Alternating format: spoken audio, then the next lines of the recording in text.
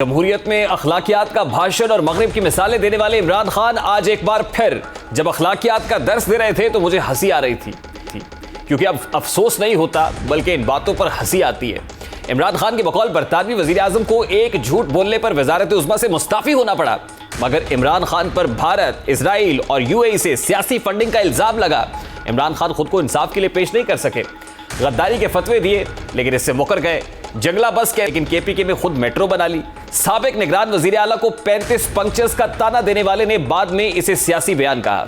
ये बात ही नहीं थी। मगरबी जमहूरियत की मिसालें देने वाले इमरान खान ने दोस्त ममालिक से मिलने वाले तहाइफ को मार्केट में फरोख्त कर दिया, मगर वो जो कहते हैं कि बरतानवी वजीर आजम ने झूठ बोलने पर इस्तीफा दे दिया, इन तहाइफ को मार्केट में फरोख्त करने पर भी इस्तीफा नहीं दिया। बावजूद इसके कि ऑपोजिशन बहुत सारी थी। इमरान खान ने आज निगरान वजीर आला पंजाब मोहसिन नकवी को पीटीआई का दुश्मन करार दिया। इसके अंदर वो गैर जानिबदाराना सलाहियत है जो कि एक केयरटेकर में आना चाहिए, और उसके बाद अगर किसी को कोई शक है कि ये तहरीक इंसाफ का बदतरीन दुश्मन है। मोहसिन नकवी तो मोहसिन आला बन गए हैं, मगर खान साहब आप मोहसिन कुशी तर्क न कर पाए। आप ही थे जो मोहसिन नकवी के साथ मुलाकात के लिए उससे वक्त लेकर उसके दफ्तर मिलने आए थे। ये वही मोहसिन नकवी है जिसने अपने चैनल्स पर आपकी तकारीर नशर की, आपके एहतजाज दिखाए, आपको एयर टाइम दिया, मगर आपकी मोहसिन कुशी के क्या कहने। क्या आपने इक्तदार में आते ही उसके चैनल्स की तालाबंदी की, उसे अपनी जाती अनाद की भेंट चढ़ाया, उस पर दहशतगर्दी की संगीन दफात के तहत पर्चे तक काट डाले, उसे माशी तौर पर कंगाल किया। मगर ये वही मोहसिन नकवी है जो इस बदतरीन माशी इस्तेहसाल में भी अपने मुलाजमीन के साथ सिर्फ इसलिए खड़ा रहा कि उनके घरों के चूल्हे ना ठंडे पड़ जाएं। ऐसा पहली बार नहीं हुआ कि जब इमरान खान साहब की जानिब से एतराज़ात ना उठाए गए हों। खान साहब ने जब से सियासत में कदम रखा है तब से अपने हामियों को लेकर सड़कों पर भाग रहे हैं। अपने हरीफों को नीचा दिखाने के लिए उन्होंने हर फैसले पर तनकीद की, सोशल मीडिया पर उन पर कीचड़ उछाला गया। तहरीक इंसाफ के सोशल मीडिया सेल से प्रोपेगेंडा का इजरा होता है, उनके हामी इस झूठ को सच साबित करने लग जाते हैं। मौजूदा निगरान वजीर आला के खिलाफ भी ऐसा ही प्रोपेगेंडा शुरू कर दिया गया है। उनकी सिर्फ तस्वीर और वीडियोस लगाकर यह साबित करने की कोशिश की जा रही है कि मोहसिन रजा नकवी गैर जानिबदार नहीं बल्कि पीडीएम के नुमाइंदे हैं। अगर तस्वीर की बात है तो मोहसिन रजा नकवी साहब की तस्वीरें तो खान साहब के साथ भी हैं, लेकिन ऑपोजिशन या दीगर जमातों ने तो इस बात पर कोई एतराज़ नहीं उठाया क्योंकि वो एक सहाफ़ी हैं और सहाफ़ी की जिम्मेदारी है कि वो सबका मौक़िफ़ लेने के लिए सबसे मिलता है। लेकिन हद तो ये है कि उनकी कई झूठी तस्वीर वायरल करके उनको मोहसिन नकवी बनाया जा रहा है। सवाल यह है कि इस झूठे प्रोपेगेंडे से तहरीक इंसाफ को हासिल होगा या क्या अचीव करने की कोशिश की जा रही है। एक निगरान वज़ीर आला से इमरान खान क्यों खाइफ हैं? हाल ही में पंजाब में ज़िमनी इंतखाबात हुए तो इस पर खान साहब ने 80% हलकों में कामयाबी समेटी। तब वज़ीर आला हमजा शहबाज शरीफ थे। जब हमजा शहबाज के वज़ीर आला होते हुए इलेक्शन फ्री एंड फेयर हुए, नून लीग की आला क़यादत ने नताइज को कबूल किया, तो एक निगरान वज़ीर आला से इस कदर खौफ क्यों है, इतना लर्जा क्यों तारी है? अगर निगरान वज़ीर आला के इख्तियारात का जायज़ा लिया जाए तो आईने पाकिस्तान के तहत निगरान वज़ीर आला और उसकी काबीना 60 या 90 रोज़ के लिए रह सकती है। निगरान वज़ीर आला का बुनियादी फ़र्ज़ गैर जानिबदाराना, आज़ादाना और शफ़ाफ़ इंतखाबात का बर वक्त इनेकाद है।